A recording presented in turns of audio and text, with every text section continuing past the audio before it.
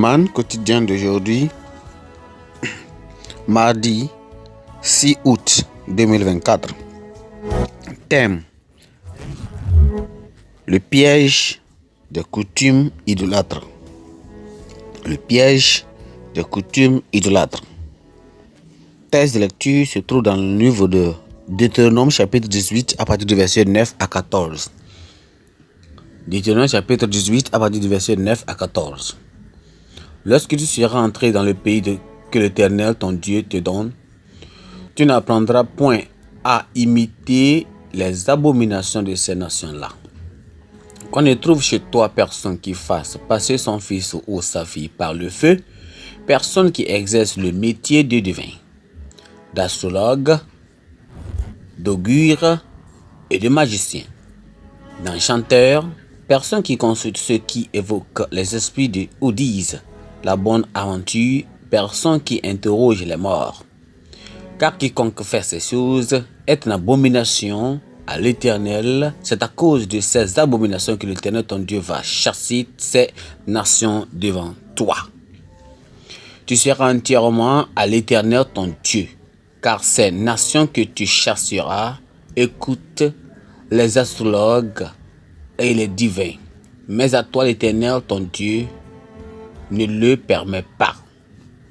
Amen. Le verset clé, c'est le verset 14 qui dit: car ces nations que tu chasseras écoutent les astrologues et les divins. Mais à toi, l'Éternel ton Dieu ne le permet pas. Amen.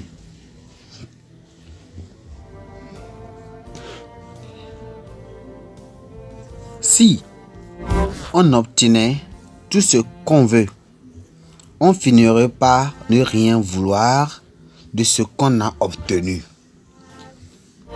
C'est ce que Vernon Lusch a déclaré. Cette citation décrit parfaitement la tendance du cœur humain à désirer de mauvaises choses qui ne paraissent attirantes ou par motif de simple curiosité. C'est la racine de la plupart de tous les mauvais choix qu'opèrent les hommes, dont certains ont des conséquences éternelles. Dieu était conscient de cette tendance du cœur humain lorsqu'il a averti les Israélites contre les pratiques abominables des païens qui vivaient sur leur territoire de Canaan. Parmi ces pratiques, on note le fait de faire passer son enfant par le feu, la divination, l'observation des temps, la consultation des divins et même les enchanteurs, les esprits familiers et même des astrologues. Mais à cause de la tendance humaine à désirer ce qui est mauvais, les avertissements de Dieu à un peuple qui a expérimenté une adoration pure et goûté ses grâces et sa bonté n'ont servi à rien. Dieu attendait d'eux qu'ils soient un modèle de sainteté, et d'adoration acceptable. De nos jours, il en a eu une réassurance urgence de pratiques abominables païennes, avec cette fois-ci une plus grande capacité d'attraction. Cela se présente sous différentes formes de pratiques occultes, du syncrétisme, d'astrologie moderne et même diverses indulgences religieuses. Malheureusement, certaines personnes qui se proclament chrétiens manifestent un grand appétit pour cette nouvelle forme de paganisme et même de doctrine diabolique. Pour certaines, compromettre en s'associant financièrement avec de croyants sur la place de mauvais esprits, ne leur dit rien. Mais retenons que nul ne peut servir de maître. Dieu est toute forme d'idolâtrie. Il mérite que l'on le serve exclusivement en esprit et en vérité. Faire autrement revient à souscrire à l'adoration du diable.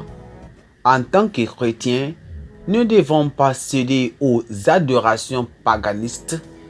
Nous ne devons pas ni y adorer ou bien ni y adonner, ni donner les ressources que Dieu nous a offertes pour supporter de telles activités.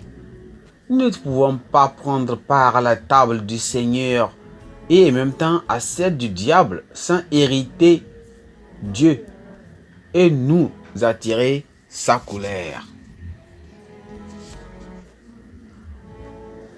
Même les ventes des adversités, bien des ventes des adversités terrestres ne sont pas assez forts pour attirer un vrai chrétien vers l'idolâtrie. Amen. Que le Seigneur nous aide à vraiment se méfier des pratiques mondaines en toute forme et que nous allons vaincre toute forme d'idolâtrie à notre vie au nom de Jésus-Christ. Pensée du jour.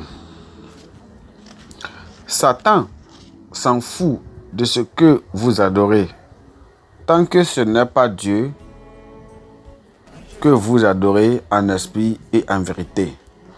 Satan s'en fout de ce que vous adorez, tant que ce n'est pas Dieu que vous adorez en esprit et en vérité. Amen. La Bible en un nom. Jean chapitre 13 jusqu'au chapitre 15. Jean chapitre 13 jusqu'au chapitre 15.